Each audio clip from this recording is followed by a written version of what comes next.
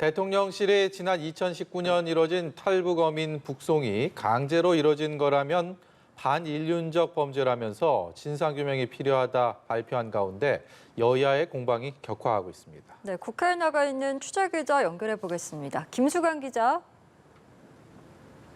네, 국민의힘 권성동 당대표 직무대행 겸 원내대표는 SNS를 통해 2019년 당시 문재인 정부의 탈북어민 강제 북송을 강하게 비판했습니다. 권 대행은 탈북어민들이 기순 의향서까지 썼고 이들이 살인자라는 주장은 출처가 북한이었음에도 제대로 된 검증 없이 이들을 강제 북송했다고 지적했습니다. 그러면서 국민의힘도 국가안보문란 TF를 통해 사건의 진실을 밝히도록 최선을 다하겠다고 했습니다.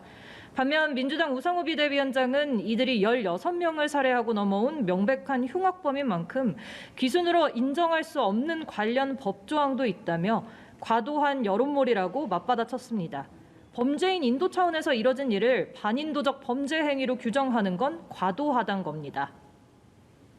네, 이번엔 각 당의 상황도 살펴보겠습니다. 국민의힘 이준석 당대표 징계위 결정 이후 닷새 만에 근황을 공개했다고요? 네, 당원권 6개월 정지란 징계를 받고 잠행 중인 이준석 대표가 오늘 SNS에 근황 사진을 공개했습니다. 이 대표는 광주에 있는 사실을 알리며 무등산에 오른 사진을 함께 올렸는데요. 그러면서 광주에 했던 약속들을 풀어내려 준비 중이었는데 늦어지게 될 것 같아 광주 시민께 죄송하다고 적었습니다.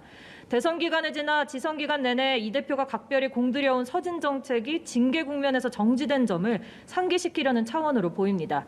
이렇게 당대표 공백 사태를 맞은 국민의힘에선 당권 경쟁이 가시화되고 있는 모습인데 당권 주자로 분류되는 김기현 의원이 오늘 두 번째 공보 모임 세미나를 개최했고 의원 40여 명이 참석했습니다.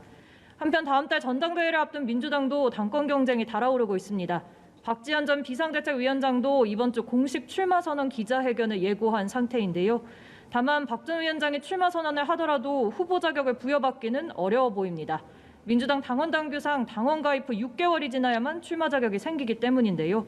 민주당 우상호 비대위원장은 오늘 여의도의 한 식당에서 박 전 위원장과 만나 출마 불허 판단을 다시 논의할 수 없다고 밝혔음에도 박 위원장은 출마 의사를 굽히지 않은 것으로 보입니다. 지금까지 국회에서 연합뉴스TV 김수강입니다.